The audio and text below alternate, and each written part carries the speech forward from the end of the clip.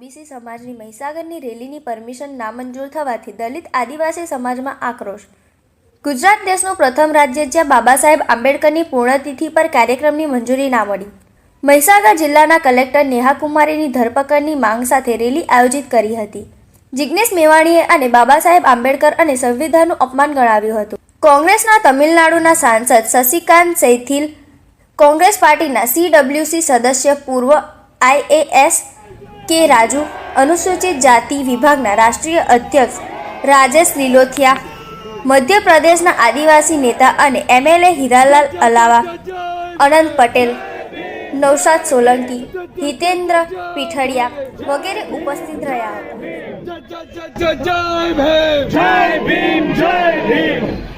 दलित आदिवासी OBC एकता जिंदाबाद जिंदाबाद, बाबा साहब बंधारण जिंदाबाद जिंदाबाद जिंदाबाद, दलित आदिवासी ओबीसी ने रंजाड़वाड़ू बंद करो बंद करो बंद करो, नेहा कुमारी ने सस्पेंड करो सस्पेंड करो, नेहा कुमारी ने जेल में नाखो नेहा कुमारी ने जेल में नाखो तो लड़ेंगे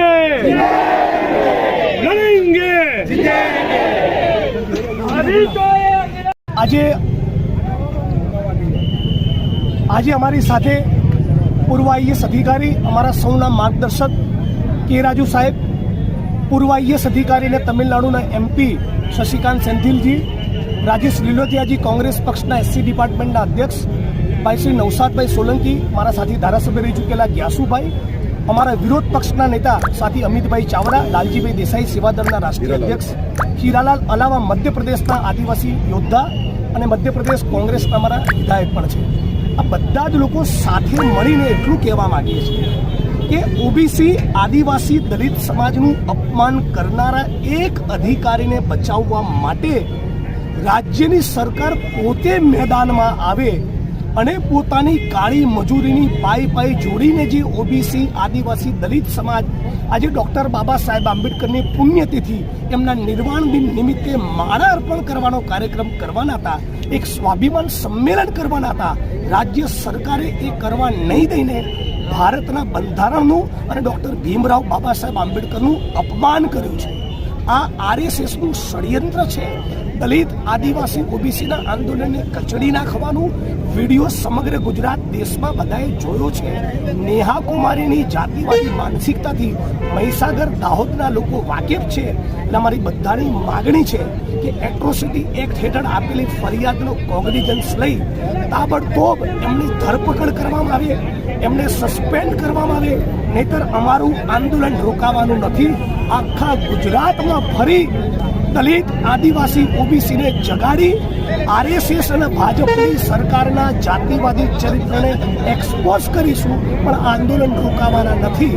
આજે સરકારે બાબા સાહેબનો કાર્યક્રમ નહીં કરીને સંવિધાનનું અને ડૉક્ટર બાબા સાહેબ આંબેડકરનું અને ભારતના એક ઓબીસી આદિવાસી દલિતોનું અપમાન કર્યું છે. આ અપમાન ચલાવવાના નથી.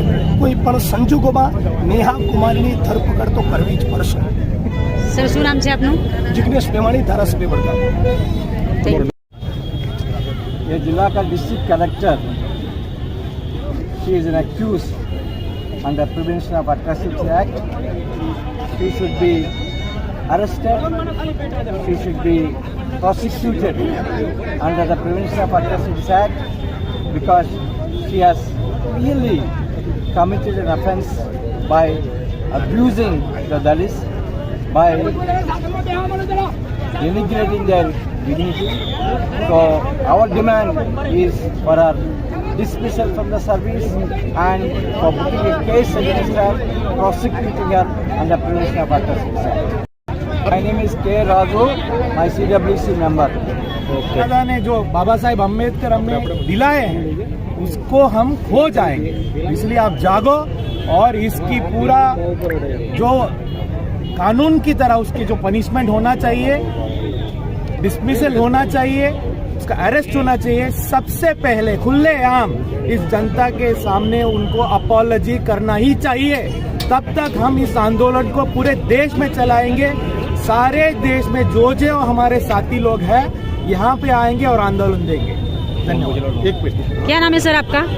शशिकांत सेंथिल, तमिलनाडु का एमपी हूं और मैं पूर्व आईएएस ऑफिसर भी रह चुका हूं और मैं 3 जिले का कलेक्टर भी रह चुका हूं। एक कलेक्टर कैसा रहना है ये सबको पता है, मगर ऐसे सरकारी मंच से जातिवाद बात करना, इससे ज्यादा गुजरात के लिए कोई अपमान नहीं हो सकता है। दलित, आदिवासी, ओबीसी, माइनॉरिटी कोई अपमान नहीं कर सकता है। अगर एक डिस्ट्रिक्ट कलेक्टर ये कर रहा है और सरकार हाथ से हाथ मिला के उनके साथ चल रहा है, तो यहाँ पे जंगल राजी चल रहा है और कुछ नहीं।